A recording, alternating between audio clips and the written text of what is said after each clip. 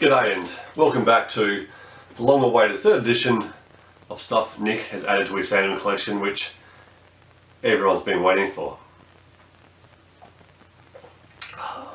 If you're wondering what I'm drinking, that would be a homemade dark ale with decaf coffee made by one of my friends and colleagues. So today I'm going to go through a few things that I've recently added to my collection. The first one was something that I think Glenn Ford was selling on his website a while back. Actually, probably over 2 years ago now. I kind of forgot I had it, hadn't shown it for a while. Forgot about it, so I hadn't shown it before. This is Coming Your Way in 1995, a preview of fruit. This is signed by Glenn Ford. Yeah, Glenn Ford signed something. It's surprising.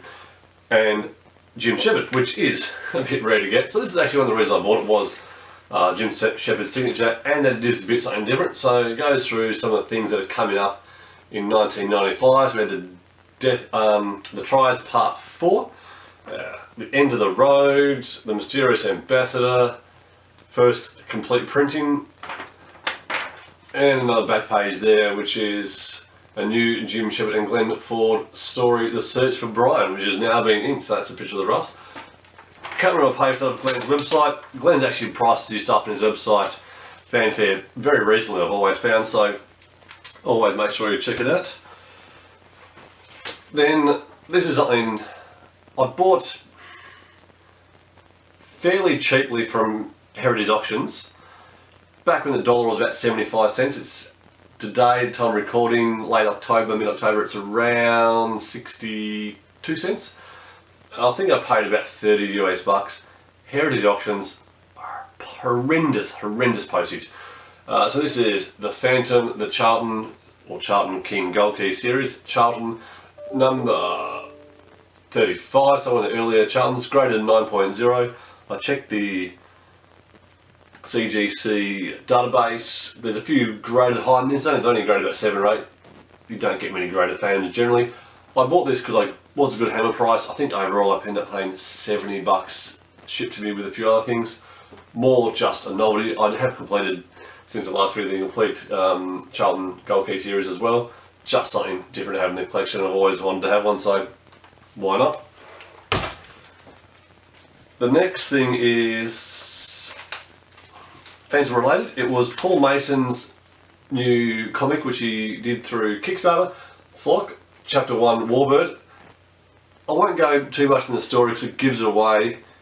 I didn't really kind of preview much of the story before I backed the Kickstarter. I backed it to support Paul Mason because I like his work. I really like his storytelling, and I think his storytelling really suits his artwork. So I want to support him for that reason. I want to support him because he's just a nice all-round good bloke as well, and doesn't hurt to collect something different. And it also came with some other stuff which I'll show you in a second. Like I say, I won't tell you much about the story. It was thoroughly enjoyable. I actually really enjoyed it more than I thought it was.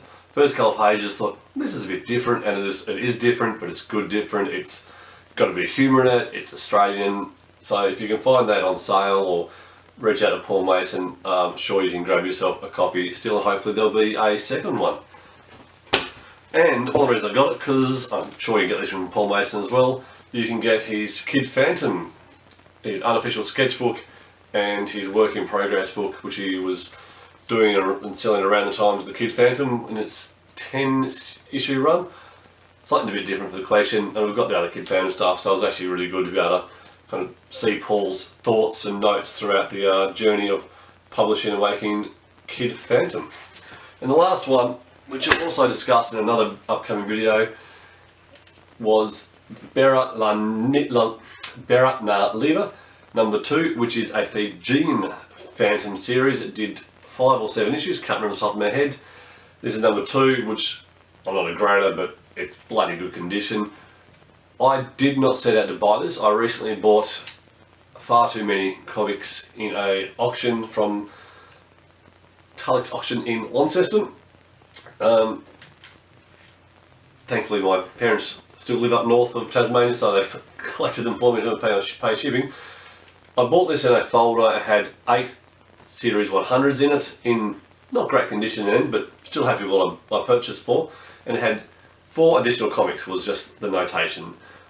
So when I finally got them in my possession, First thing, of course, did was go to that folder, go through them. We had 2 600s in there, which were spectacular condition, so much so I actually replaced my existing copies with them.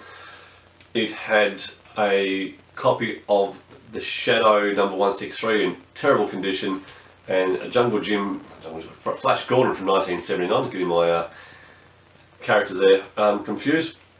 And it had this Fijian comic in it as well, so that is an absolutely fantastic pickup.